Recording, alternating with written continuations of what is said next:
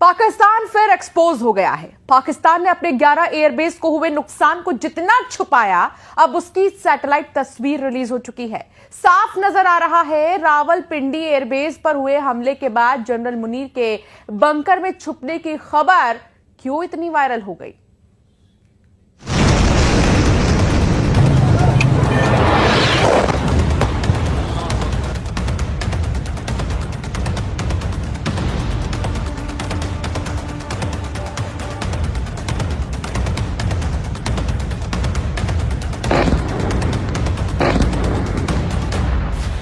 सरगोदा में मुसहफ एयरबेस पहले क्या था और अब अटैक के बाद देखिए। सिंध के जामशोरा में भोलारी एयरबेस, यहां भी पहले और अब की तस्वीर। जेकबाबाद में शहबाज एयरबेस में क्या हुआ वो भी देखिए। और सबसे खास रावलपिंडी में नूर खान एयरबेस, पहले और अब की सैटेलाइट तस्वीरें बता रही हैं कि पाकिस्तान बहुत बुरी तरह पिटा है। नूर खान बेस पर धमाका, और इस धमाके का मैसेज पूरी दुनिया तक गया।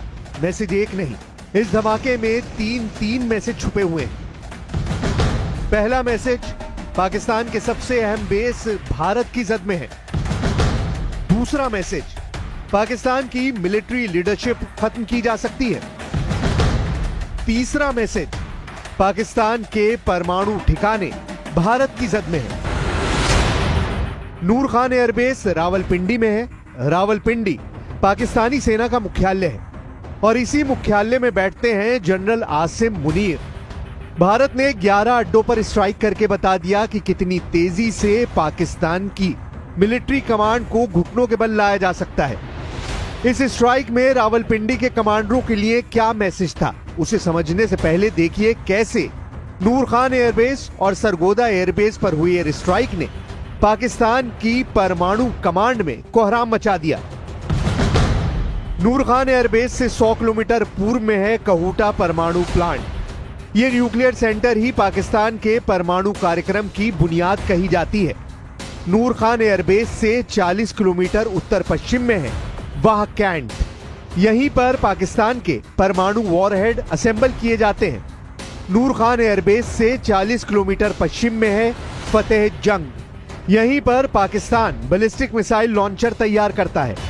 नूर खान एयरबेस से 30 किलोमीटर उत्तर पश्चिम में है तक्षशिला। यहां भी पाकिस्तान की मिसाइलों की टेस्टिंग की जाती है, उनके लॉन्चर तैयार किए जाते हैं। नूर खान एयरबेस से चंद किलोमीटर पश्चिम में है नीलौर प्लांट। यहां परमाणु बम के लिए पाकिस्तान की प्लूटोनियम फैसिलिटी है।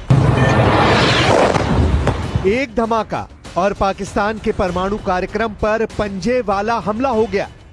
एक टारगेट से 5 अड्डों तक मैसेज गया।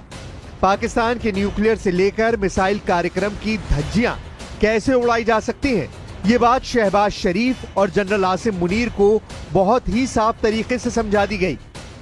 आसिम मुनीर को डराने वाली स्ट्राइक एक बार फिर देखिए।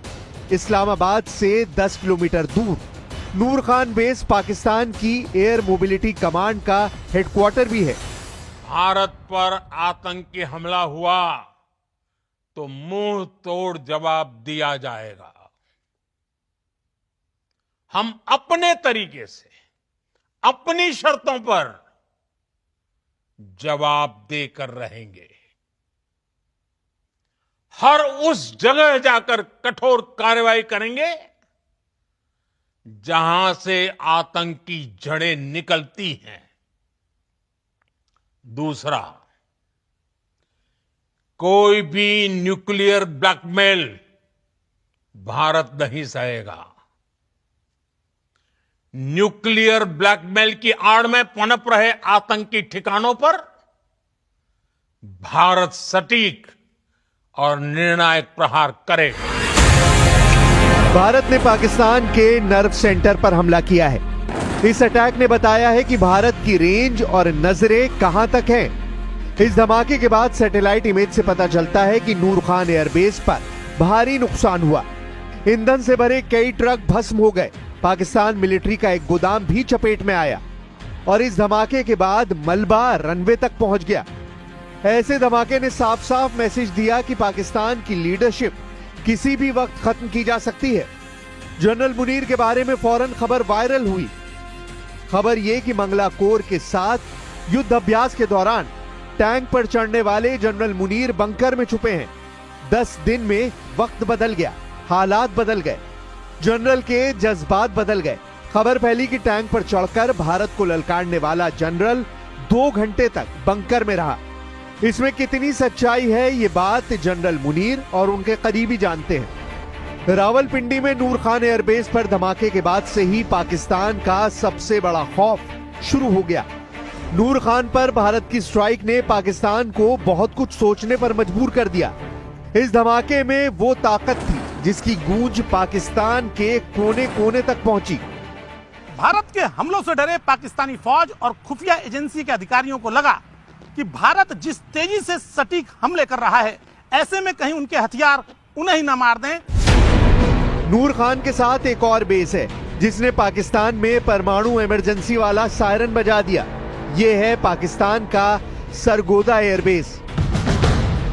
सबसे बड़ा नाम है सरगोदा का मुसहफ एयरबेस, जो पाकिस्तानी वायुसेना के मध्य कमान का सबसे बड़ा एयरबेस है। यहां पाकिस्तान के F-16 की 2 स्क्वाड्रन और JF-17 और मिराज 5 की एक स्क्वाड्रन तैनात है। साथ में MiG-21 की चाइनीज कॉपी F-7 भी यहां मौजूद है। सरगोदा का एयरबेस मुसहफ पाकिस्तान का सबसे खास अड्डा माना जाता है। लेकिन यहां पर हुई स्ट्राइक ने कैसे पूरे पाकिस्तान में परमाणु सायरन बजा दिया, अब ये बात समझिए। सरगोदा के मुसहफ एयरबेस से 15 किलोमीटर दक्षिण में है किराना हिल्स, यानी वो पहाड़ी इलाका जहां पाकिस्तान ने परमाणु बम का गोदाम बनाया हुआ है। सरगोदा के मुसहफ एयरबेस से 50 किलोमीटर पश्चिम में है पाकिस्तान का खुशाब न्यूक्लियर कॉम्प्लेक्स। यहां 5 परमाणु रिएक्टर हैं और इनको बचाने के लिए ही सरगोदा एयरबेस खास माना जाता है। सरगोदा पर स्ट्राइक को लेकर सबसे बड़ा जिक्र किराना हिल्स को लेकर ही हो रहा है और इसने इस्लामाबाद से लेकर व्हाइट हाउस तक पूरी दुनिया को बेचैन कर दिया है। लेकिन भारतीय वायुसेना ने कहा है कि किराना हिल्स पर भारत ने अटैक नहीं किया है। Thank you for telling us that Kirana Hill houses some nuclear installation. We did not know about it. Okay. And we've not hit Kirana Hills, whatever is there. Okay. I did not brief in my briefing yesterday. आप पाकिस्तान में फैले panic को समझ सकते हैं। पाकिस्तान की military और परमाणु सेंटर के करीब अटैक का मतलब साफ है।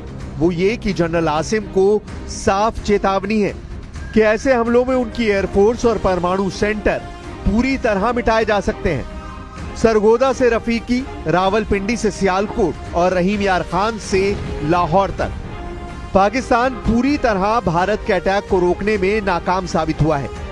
पाकिस्तान की इसी नाकामी ने अब आसिम मुनीर की फौज में ऐसे हालात पैदा कर दिए हैं कि जब एक कमांडर दूसरे कमांडर को शक की निगाह से देख रहा है।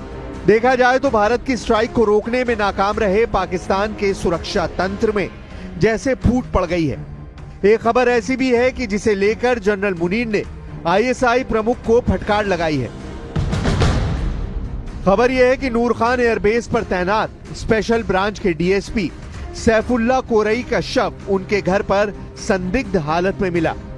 DSP सैफुल्ला के मुंह पर मास्क लगा हुआ था और उनके हाथ में एक राइफल थी जिसकी दाहिनी तरफ कनपट्टी पर बुलेट होल यानी गोली का निशान था। नूर खान एयरबेस पर हुए हमले के बाद ISI ने DSP सैफुल्ला को तलब किया था, क्योंकि DSP सैफुल्ला पर ही एयरबेस की सुरक्षा की जिम्मेदारी थी और अब इल्जाम लग रहा है कि उन पर इतना दबाव डाला गया कि उन्होंने खुदकुशी कर ली।